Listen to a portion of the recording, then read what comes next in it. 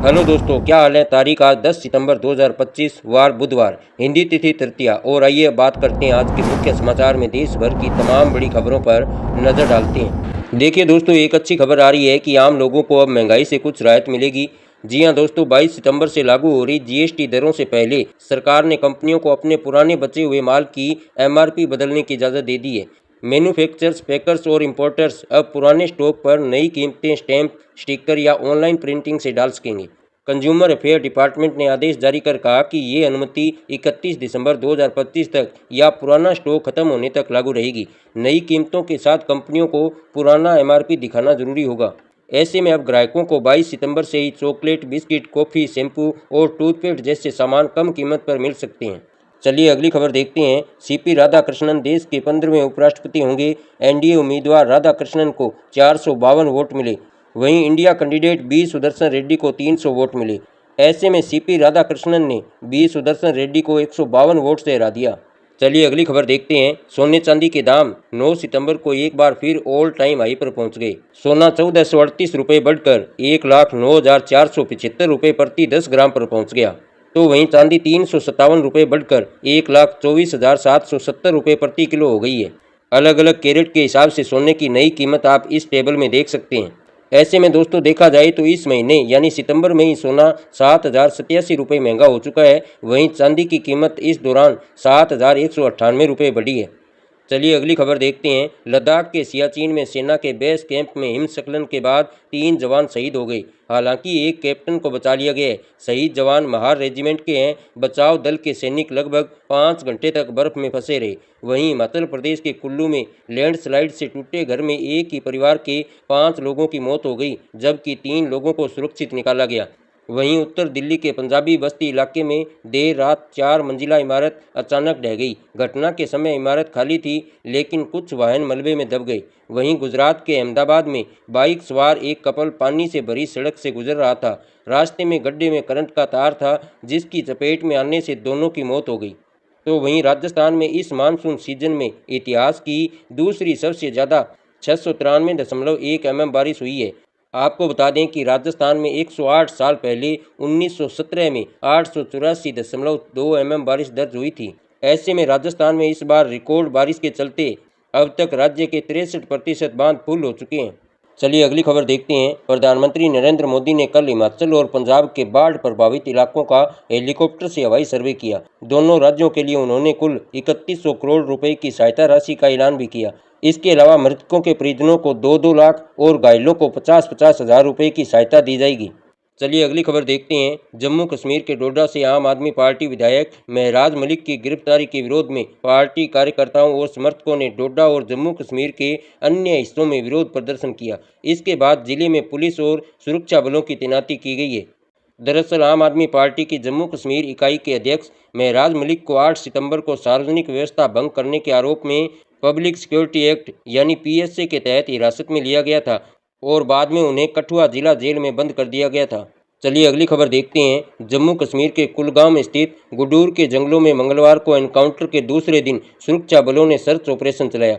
सुरक्षा बलों ने गुडूर में एक आतंकी ठिकाने का भी पता लगाया है। सेना ने आतंकियों के छिपने की जगह को नष्ट कर दिया है। जंगल के बीच में आतंकी 2 से 3 फीट गहरा गड्ढा बनाकर छिपे थे। वहां से 2 AK-47 राइफलें, गोला बारूद, बर्तन और खाने का सामान बरामद हुआ है। आतंकियों के किसी भी तरह के भागने से बचने के लिए इलाके की कड़ी घेराबंदी कर रखी है। चलिए अगली खबर देखते हैं। बॉलीवुड एक्ट्रेस ऐश्वर्या राय बच्चन ने मंगलवार को दिल्ली हाईकोर्ट में याचिका लगाई और बिना इजाज़त उनकी फ़ोटो, नाम, पहचान और AI जनरेटेड अश्लील कंटेंट के इस्तेमाल पर रोक लगाने की मांग की। उन्होंने कोर्ट से कहा कि उनके पर्सनैलिटी राइट्स का उल्लंघन हो रहा है।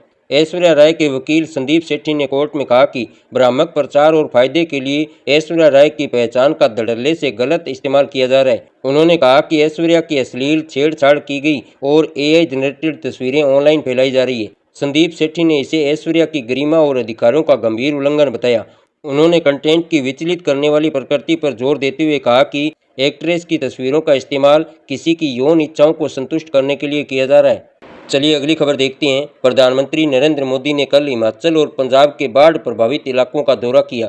यहां उन्होंने हेलीकॉप्टर से हवाई सर्वेक्षण किया। ऊपर से पीएम को टूटे पहाड़, बर्बाद सड़कें और पुल, पानी में डूबे खेत, घर और उफनती नदियां दिखाई दी। चलिए अगली खबर देखते हैं। पंजाब में बाढ़ आने के बाद प्रधानमंत्री नरेंद्र मोदी ने मंगलवार को पहली बार राज्य का दौरा कर हवाई सर्वे किया। इसके बाद गुरदासपुर के तिबड़ी कैंट में राज्य सरकार के मंत्रियों, अधिकारियों और भाजपा नेताओं से मुलाकात की। पीएम ने पंजाब को 1600 करोड़ रुपए का पैकेज दिया, लेकिन आम आदमी पार्टी की सरकार इससे खुश नहीं है। पंजाब के कैबिनेट मंत्री बरिंदर गोयल ने कहा कि हमने केंद्र से 3 मांगें की थी। पहली में 20,000 करोड़ रिलीफ फंड और दूसरी में 60,000 करोड़ रुपए बकाया मांगा था, जबकि तीसरी में 12,000 करोड़ रुपए खर्च करने संबंधी कुछ शर्तों में राहत देने की मांग की थी। लेकिन ये नई चीज़ लेकर आए, यह बहुत बड़ा मजाक है। चलिए अगली खबर देखते हैं। हरियाणा के झज्जर जिले के गांव माजरा की करीना कादियान ने CSIR UGC नेट परीक्षा में देश भर में पहला स्थान हासिल किया है। किसान परिवार से संबंध रखने वाली करीना ने 10 से 12 घंटे की लगातार मेहनत के दम पर यह सफलता अर्जित की है। चलिए अगली खबर देखते हैं। बिहार में मंगलवार को TRE-4 को लेकर प्रदर्शन कर रहे कैंडिडेट्स पर पुलिस ने लाठीचार्ज कर दिया। अभ्यर्थियों को दौड़ा कर पीटा गया। पुलिस ने वाटर कैनन का भी इस्तेमाल किया। पुलिस की कार्रवाई में कई अभ्यर्थियों को चोट आई है। कुछ कैंडिडेट्स को पुलिस ने हिरासत में भी लिया है। अभ्यर्थियों की मांग है कि सरकार 15 सितंबर से पहले 1,20,000 पदों पर भर्ती का नोटिफिकेशन जारी करे। कैंडिडेट्स सीटों की कटौती का भी विरोध कर रहे हैं। प्रदर्शन में करीब 6,000 अभ्यर्थी शामिल हैं। चलिए अगली खबर देखते हैं। बॉलीवुड एक्ट्रेस करिश्मा कपूर के दोनों बच्चों समायरा और कियान ने अपने पिता संजय कपूर की 30,000 करोड़ की संपत्ति में हिस्सा पाने के लिए दिल्ली हाईकोर्ट का रुख किया है। बार एंड बेंच के अनुसार बच्चों ने अपनी सौतेली मां प्रिया सचदेव कपूर, जो कि संजय कपूर की तीसरी पत्नी है, उन पर आरोप लगाया है कि उन्होंने संजय कपूर की वसीयत में बदलाव किया और पूरी संपत्ति पर कब्जा करने की कोशिश की। अपनी मां के माध्यम से दायर याचिका में बच्चों ने कहा कि जून 2025 में यूके में संजय कपूर के अचानक निधन के बाद प्रिया कपूर ने उन्हें गलत तरीके से संपत्ति से बाहर रखा। चलिए अगली खबर देखते हैं। हरियाणा के मुख्यमंत्री नायब सिंह सैनी की अध्यक्षता में माता मनसा देवी श्राइन बोर्ड की बैठक हुई। इस बैठक में माता मनसा देवी परिसर में चल रहे विकास कार्यों का मुख्यमंत्री ने रिव्यू किया। आगामी नवरात्रि को लेकर भी जरूरी इंतजामों की भी मुख्यमंत्री ने समीक्षा की।